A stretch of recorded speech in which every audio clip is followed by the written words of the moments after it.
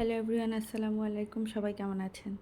বাসা চেঞ্জ হওয়ার পর অনেক জিনিসপত্রই নষ্ট হয়, আবার অনেক জিনিসপত্র ভেঙে যায়। বিভিন্ন কারণে দেখা যায় কি আমাদের সব জিনিসপত্র প্রায় ম্যাক্সিমাম টুকটাক জিনিসপত্রগুলো আবার কিনতে হয়। যাই হোক, আজকে আমি আবার বাইরে গিয়েছিলাম।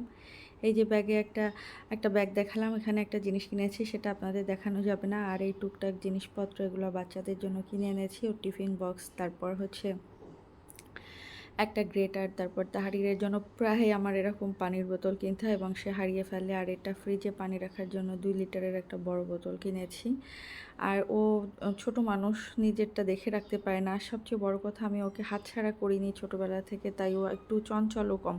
অন্যান্য বাচ্চারা যেমন আমার ভালো, আমার কোনটা কিসে ভালো এরকম বোঝে বা নিজের ভালোটা বোঝে, ও সেটা ওরকম আর কি স্কুলে অনেক বাচ্চাদের মধ্যে ছেড়ে দিলে নিজেরটা নিজে দেখে শুনে আনতে পারে না। যাই হোক, টুকটাক জিনিসপত্র কেনা শেষ। পরদিন সকালবেলা আমার ওই যে একটা ঘুঘু পাখি উড়ে গেছে বলছিলাম, একটা ককাটেল উড়ে গেছে সেটাও বলছিলাম। ককাটেলটা চিটাগাং থেকে আনা হয়েছে তানভীরের এক কলিগের মাধ্যমে। আর ঘুঘুটা কেনার জন্য আজকে আমরা বাইরে চলে আসছি।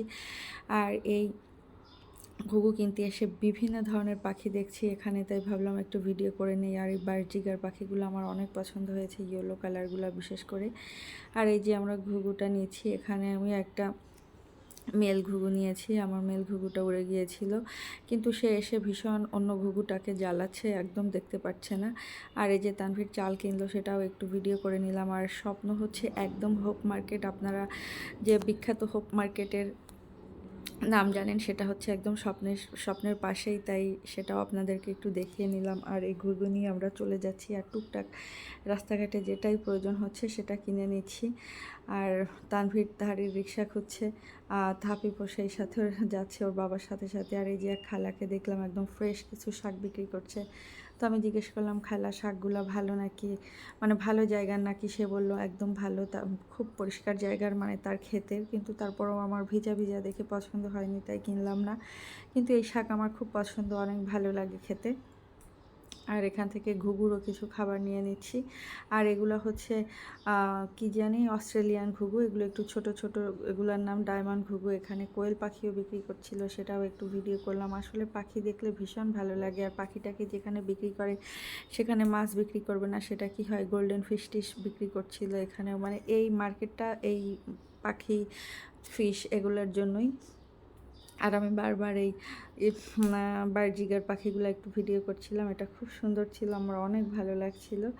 আর এখানে আমি কিছু অন্য জাতের পাখি দেখাচ্ছি। এটাকে উনি বলেছিল কি জানি একটা নাম বলেছে, এই পাখিটার অনেক দাম।